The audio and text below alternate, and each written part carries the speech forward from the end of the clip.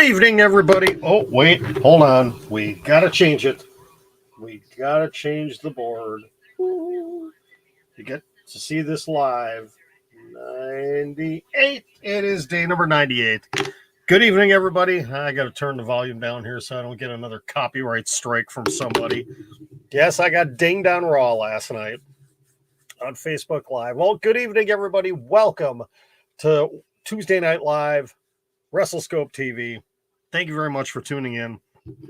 It's just going to be kind of an open forum talk tonight because it was a very quiet day in wrestling news. There wasn't a whole heck of a lot to talk about, except Apollo Crews is back in NXT. That's right, Blake. Actually, before we get going with things, please like the channel, like the video. It really does help with the algorithms. It helps bring new people in. I would greatly appreciate that, folks. Also, subscribe to the channel wherever you may be watching if you haven't done it yet. And hit the notification bell so you can be updated every time we are live with something here on the channel. Hang on a second.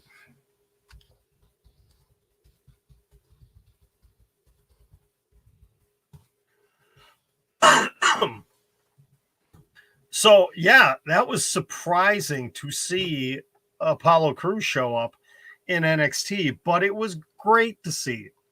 It was great to see him be the first one to openly accept the challenge of Braun Breaker. Don't know when that match is going to end up happening.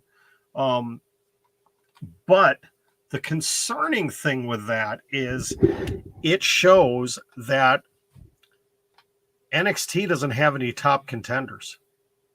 Now that you've put the North American Championship back on Carmelo Hayes and you've got Solo Sikoa involved in that feud, you basically took out the two guys that I would have put into the position there.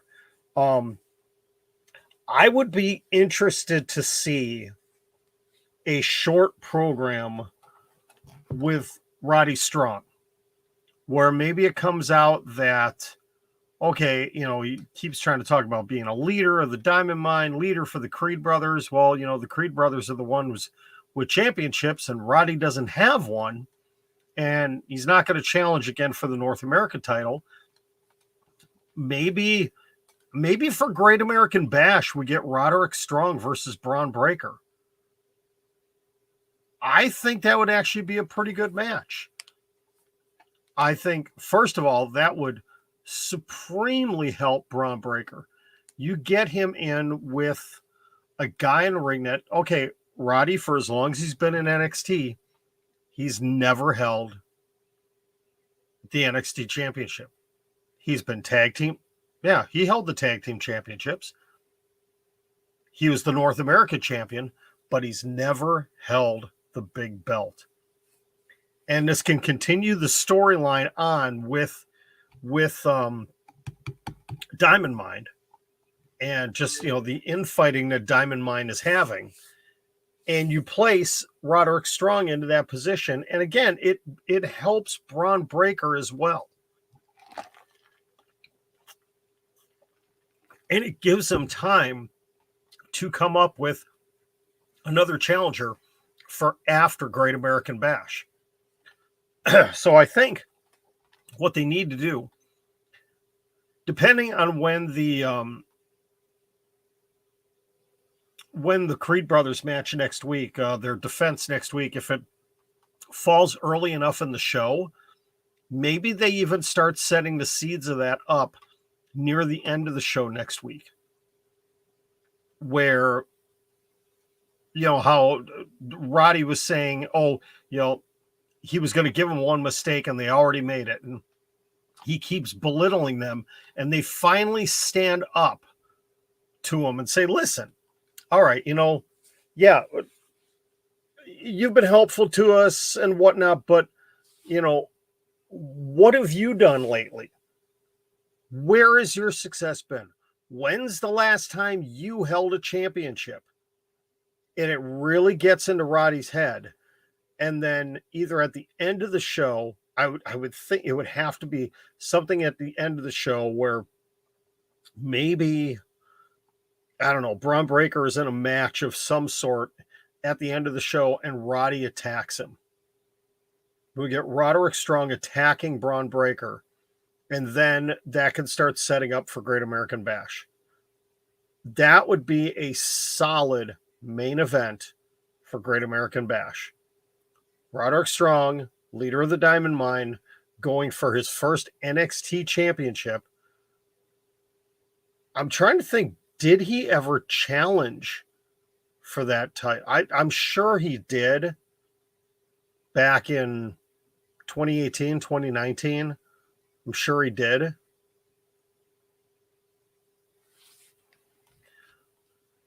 Yeah, Cameron Grimes, who knows what they're going to do with him now. Is he going to get called up to the main roster and get saddled with a horrible gimmick? Because you know if he goes up to the main roster, they're going to change his name. They're going to change his gimmick. You know it's going to happen. Probably not. You know, that's the thing. The news wires have been very, very quiet over the last few days when it comes to Sasha and Naomi. There has not been much, if anything, said at all in the last couple of days. And actually, outside of the news that came out yesterday, that supposedly Warner Media has sent out an edict that they want MJF taken off of all promotional advertising for AEW. It's all part of the storyline, people. Okay, it all is. You know, it has quickly morphed itself into a work. Plain and simple.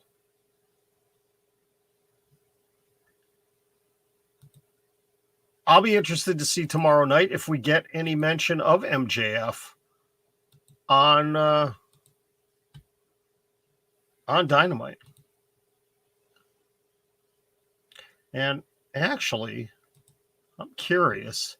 I haven't really been on Twitter much today.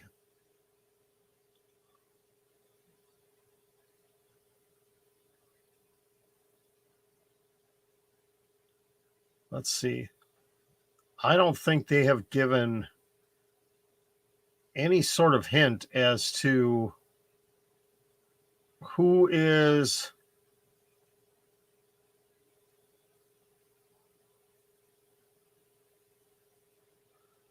man, Dark Order lost 2 nights in a row. That sucks.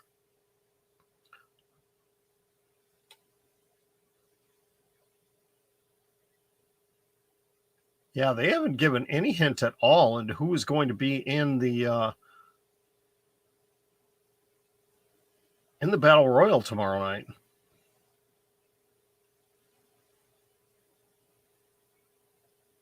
The only match we have confirmed, we have the Battle Royal, we have Moxley versus the winner, and then we have Hangman Adam Page against David Finlay. I believe that is all we have confirmed. Nothing else, which is very odd for AEW. Usually they have more stuff laid out. Johnny Hungy should win it.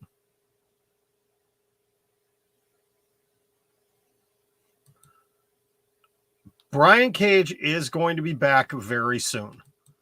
He reportedly is going to be part of the Ring of Honor relaunch, which I'm okay with.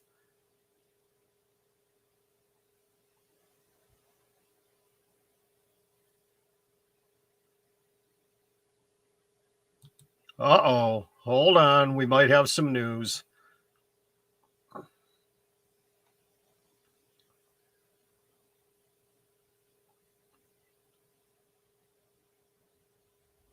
So Dominic Dijakovic, T-Bar, tweeted last night after Monday's main event taping, I just need an opportunity. And who was the one that responded to him? Well, the limitless one himself, Keith Lee, unquestionably. That's the thing. Remember the incredible matches in NXT that Keith Lee and Dominik Dijakovic had. They had some incredible matches. And then Double D gets called up to the main roster and he gets thrown into Retribution and he's given the T-bar gimmick and he's given that stupid mask and he hasn't done anything on the main roster. And now he's buried in the 24. I mean, at least he's on TV, but he's buried in the 24/7 crap. I mean, this is a guy, just let him go. He'd be a guy that, you know, I'm telling you, AEW would snatch him up in a heartbeat. Maybe not for AEW, but Tony Khan would stick him on Ring of Honor. I would love to see him in Ring of Honor. And then you get a little bit of crossover. You know, imagine if we could get Keith Lee versus Donovan Dijak. Again, this time either in Ring of Honor or on AEW television. Hello, Tyler. I would love that. I would absolutely love that.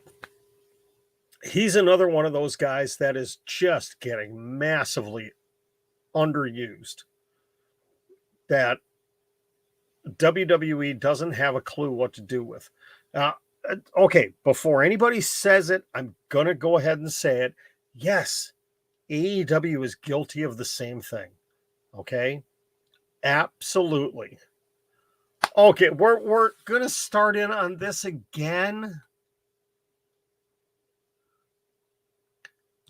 Okay, first of all, Tessa Blanchard is not going to be anywhere near WWE. All right, she has burned way too many bridges, ticked off way too many people. She's got way too much baggage. She will not get signed to WWE. She will not get signed to AEW. Okay?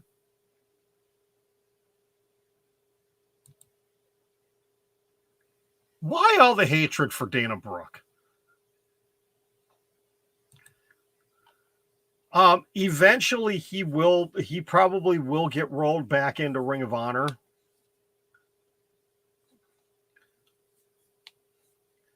Well, you know, he's the 2022 version of Orange Cassidy. You know, for 2020 and a lot of 2021 we had Orange Cassidy. And now we've got Danhausen. You know, is Orange Cassidy injured? I haven't seen it. I haven't been watching Dark and Elevation as diligently as I had before. But yeah, where is the orange one? They will split Hookhausen up soon enough. They will. It's not going to be the summer of Hookhausen. He's going to... Remember, he's only, 7-8 matches into his AEW career? Give it time. Give it time. Okay? They're going to put him into a solid feud with some veteran that is going to make sense very soon. And, you know, eventually... Before the end of the year, I want to see him in the TNT Championship picture. If they don't do that with him, maybe not this summer, but closer to Full Gear, maybe.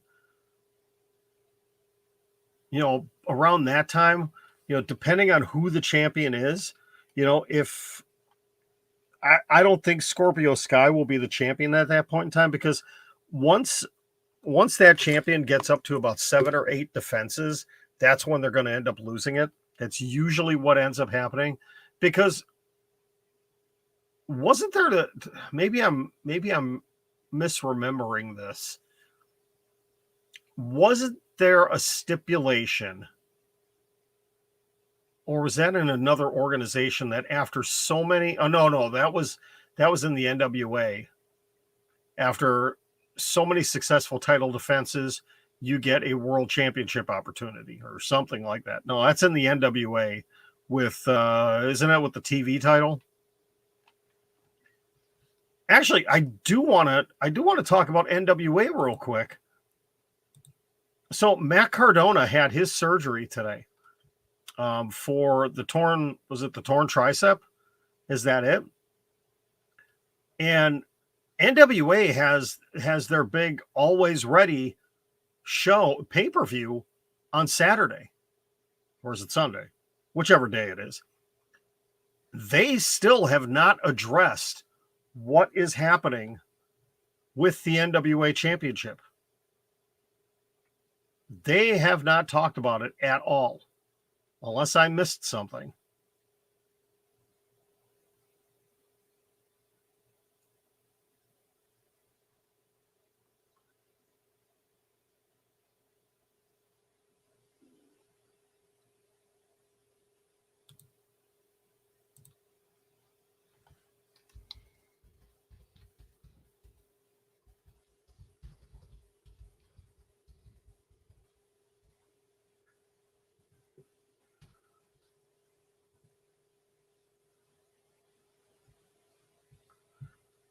Okay. Let's see.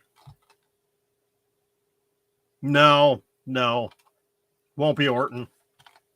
It will not be Orton. I still believe Cody Rhodes is going to be the one to end up defeating Roman Reigns.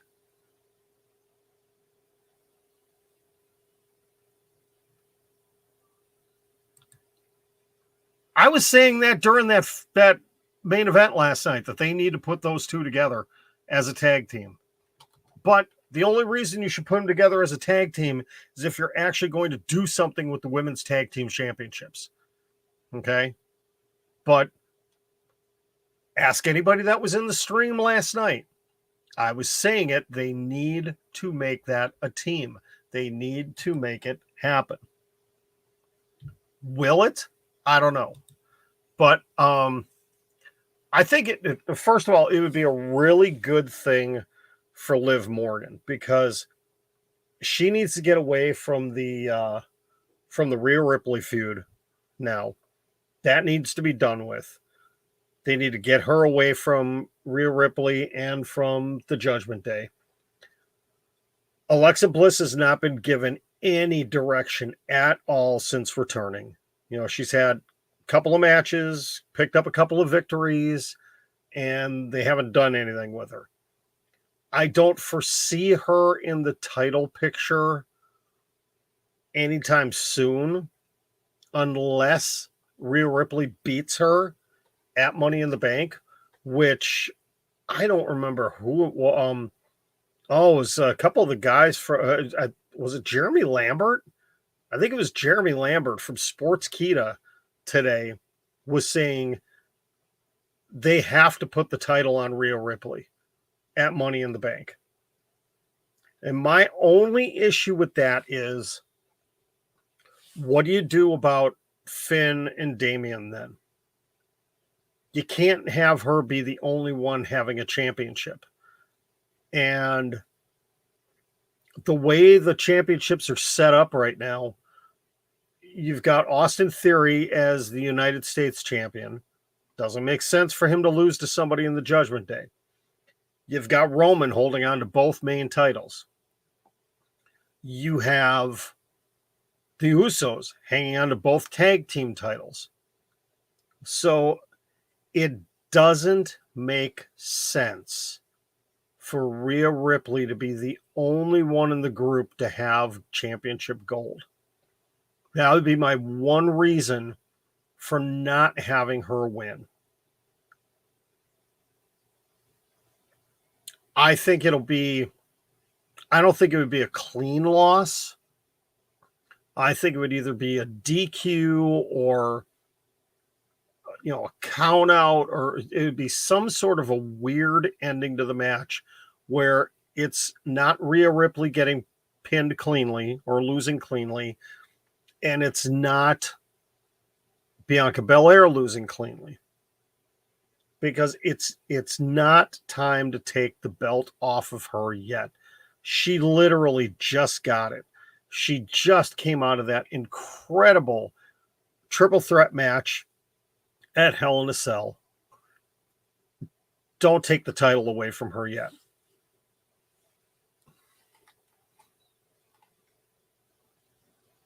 Unless, okay, here's a caveat. Unless, and I had said this on the stream last night, you kind of saw hinting at it already last night, where Bianca was standing in the ring by herself, staring down at Finn, Priest, and Rhea. You've got to have Street Profits back her up. You've got to have her husband, Montez Ford, and Angelo Dawkins backing her up. And you do that, and you've automatically set up a multitude of different matches. And maybe that's what ends up happening is at Money in the Bank, Rhea Ripley wins after interference by Priest and Balor. And that brings out the Street Profits. Maybe not at Money in the Bank, but at the Raw the next night. That brings out the Street Profits. And it turns into a 6-person feud again with a different dynamic this time. It gives the Street Profits something, a meaningful storyline away from the championships right now. Now, the only issue with that is, who else do you have challenging for the Undisputed Tag Team Championships then? You don't have any other tag teams unless it's the returning Dirty Dogs. You do need another tag team or two. That's what I'm saying. At some point in time over the summer, we got to get Sami Zayn and Kevin Owens back together and have them go after and challenge the Usos. They need to make that happen. If Rock and Roman happens, it is not going to be for the titles. Roman will not be champion going into WrestleMania next year. Nope, Liv Morgan is not going to win Money in the Bank.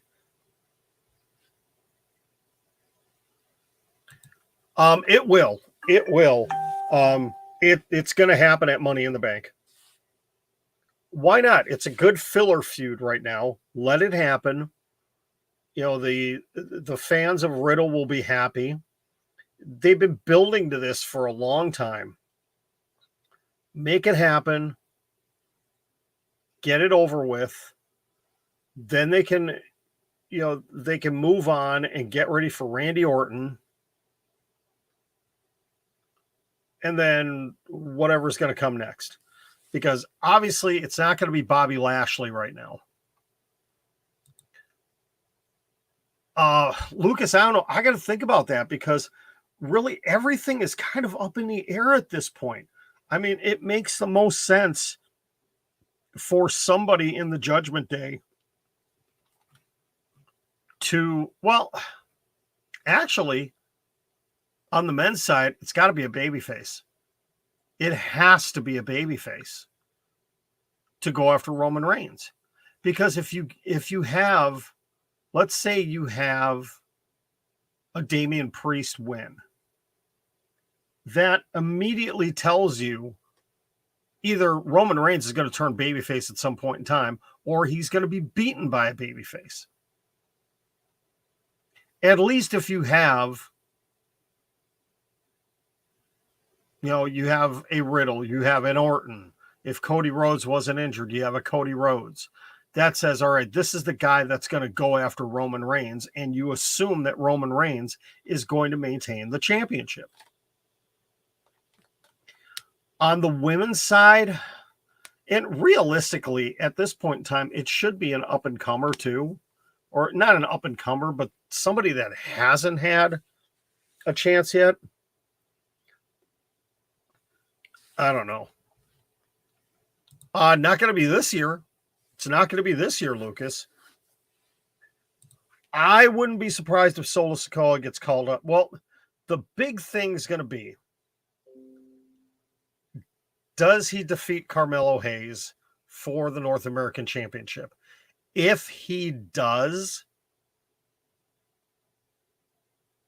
I mean, SummerSlam could, before SummerSlam could still happen. Because he would have, depending on when they would have that match, maybe that's going to be a Great American Bash. Maybe they're saving that for Great American Bash.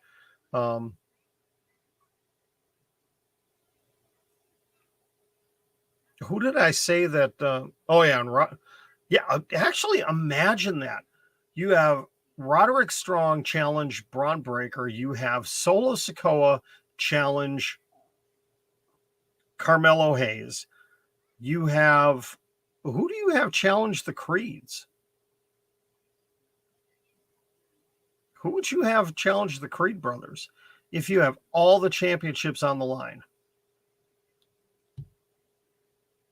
When do we get Roxanne Perez versus Mandy Rose? Or, see, the issue with the breakout tournament contract is, they can choose what championship they go after. Is it just an NXT, or can they go to the main roster? Can they go up to the main roster and say, hey, I'm Roxanne Perez. I have this. I want to challenge Ronda Rousey. I want to challenge Bianca Belair. Or is it NXT exclusive? I don't know. I mean, Wade Barrett was making it sound like she could go anywhere. Or what was it, Wade Barrett? Yeah, it was Wade Barrett, that she could challenge for any title. Or was it Mandy Rose that said it? Personally, I don't think it would make sense for Roxanne Perez to come up to the main roster and challenge for a belt, because WWE fans don't know who she is yet. I'd love to see her be the one to defeat Mandy Rose. But will she decide to team with her best friend and cash that opportunity in for the women's tag team championships? And you get Indy Hartwell going after Mandy Rose. Because did Indy Hartwell ever get the championship match she was supposed to? Did I miss that on a NXT a few weeks ago? I don't remember. Because I thought it was supposed to happen, and then all of a sudden we ended up with Wendy Chu, who thankfully that whole thing is over with now. And we didn't get a Wendy Chu appearance tonight, unless I missed it.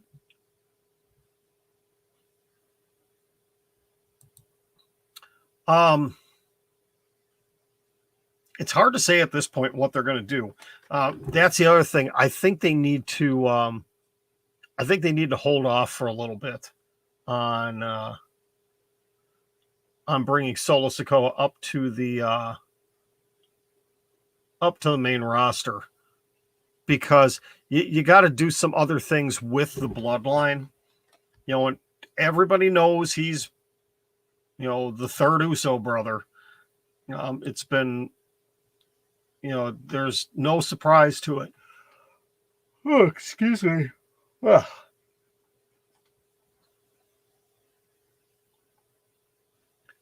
Thankfully, the other thing coming out of NXT tonight is Joe Gacy is no longer going after Braun Breaker. He's going to bring his druids out. And did it seem like when he was doing that promo in the back, did it seem like Joe Gacy's tag team is one that we've seen in NXT before? That they're a team that was there and kind of lost their way? who could it be? I can't think of any teams that were there and have kind of disappeared for a little while and are coming back. I can't think of anybody. I think we're going to be underwhelmed. That is a really good question, Zipcoon. I don't know. Oh, I hope not. I hope not. That would be absolutely awful for those guys. Send them back to NXT UK or move them up to the main roster. Man, no, please don't let them be the Druids. Oh, that would be awful. That would be absolutely awful. Hello, Michael. You see Solo Sikoa coming up and winning the U.S. and Intercontinental Championships. They're not going to unify the two mid-card belts. I think they're going to keep the mid-card belts away from the bloodline because they need to have something. They need to have something for guys to go after.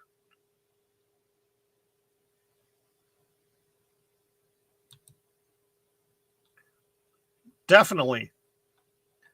That's why I would love to see them get called up to the main roster and join in the new Judgment Day.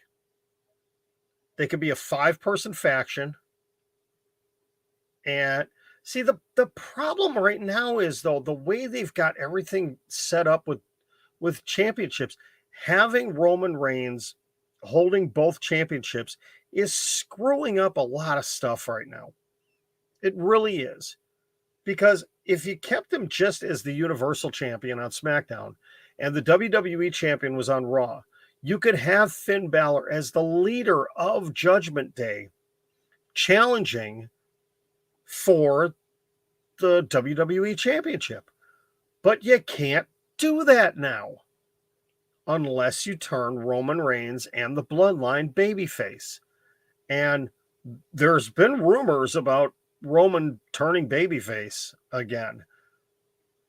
How do you do that? How do you effectively do that? Who from AEW could I see going to WWE, if anybody? Boy, at this point, I don't know. And I'm not going to say MJF. Okay. I mean, any of the top, the top 10 or 15 guys, I don't see any of them going. I really don't see any of them going. On the women's side, kind of the same thing. I mean, they haven't done a ton of great stuff with the women's division, but they're still doing better things with that division than they are in WWE. If it's a matter of who would have a better opportunity, I mean, you have to look at, mid to lower card people, and say them, maybe, a guy that I'd like to maybe see over there is Brian Pillman Jr. I'd be interested to see a Brian Pillman Jr. go over there if they allowed him to be Brian Pillman Jr. But they would change his name and his character again because they have to own the rights to the name. It's all about trademarking and everything. So no, because they had a chance with her and they passed up on it. And they screwed up. And that's why Tony Khan is going to continue to push her to the moon and is going to pay her well when the time comes because he's going to want her to stay. She is definitely the future of that women's division.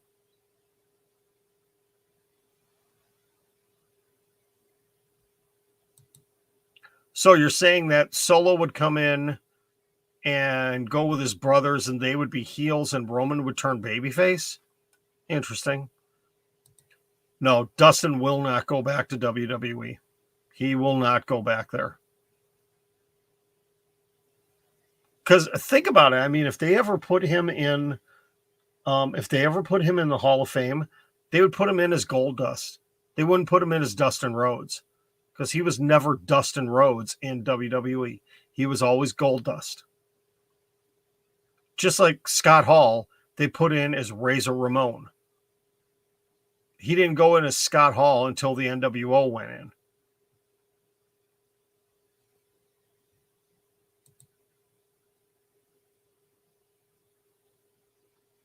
I don't know. I don't know about that. Adam Cole won't go back. Remember wasn't Britt Baker in WWE Developmental too?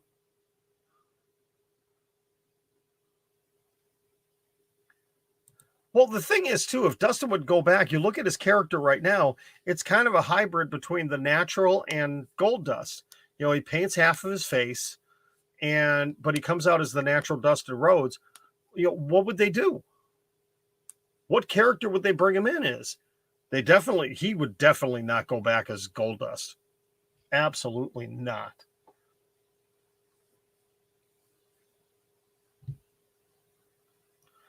All right. I am going to get going, guys, because it's Adam Cole, Michael Cole's son. Oh, you know,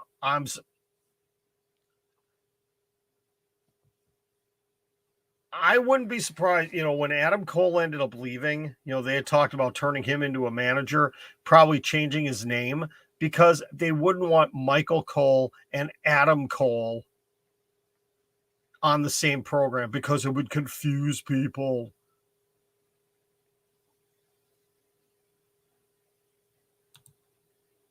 I mean, there was the whole big to do about her name change and everything else. So, I think she's training. You know, they gave her a new name. She's training, but she's, I don't know if she's been on Level Up at all. Because I don't watch that. I have a hard enough time watching NXT 2.0. I can't watch Level Up. I just can't subject myself to that. So, all right, I am going to get out of here, guys. Oh, Tom, you just jumped in again, buddy. I'm sorry. But yeah, I'm going to get going because I still have to finish eating my dinner here. I have a taco I need to finish eating. And I hate eating this late because I end up not feeling good in the morning, but I'm hungry.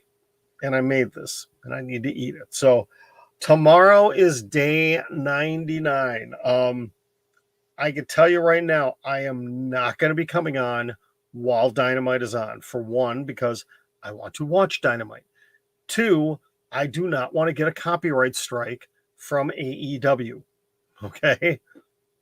Thank you, Michael. Finally, somebody noticed. Somebody noticed that I trimmed the disaster that was up here. Got it taken care of. So thank you.